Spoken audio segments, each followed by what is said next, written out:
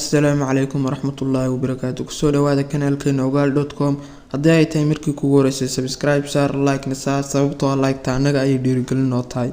applicationka TikTok waxaa laga leeyahay dalka Japan, sidoo kale abkan ayaa markiiba shacbiyad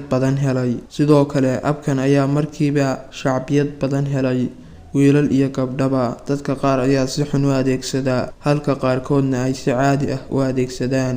markaan ka nimaano halkaas, applicationka TikTok ma lagula socdaa, ma ku basaasayaan oo ma ku arkaan? applicationkan qof kasta ugu jiro mobilkiisa waa lala socdaa oo informationkiisa oo dhan waa lala socdaa. haddii uu qof la hadlayo, haddii uu qof wax u qorayo, wax kastood qabanayso. hadda ka hor ayaa shirkadda Amazon mid shaqaale ka ahaa ayaa iskaga duubay shirkadda dhexdeeda video, kadibna shirkaddii waxaa laga mamnuucay in shaqaaluhu ay iskaga duubaan video, xataa waxaa loo diiday in mobilkooda ay kusoo shubaan abkaas. haddii uu qof ka mid ah shaqaalahaas ugu jiro abkaas u delete gareeyo, haddii kalena ay ka galaan, dabcan waxaa loo diidayaa in applicationkaas ay kasoo dejistaan Play Store-ka, App Store-ka, laakiin waxaa loo ogol yahay inay ka galaan website-yada, aysan usoo dejisan application ahaan. asxaabta, halkaas in muuqaalkanu noogu egyahay.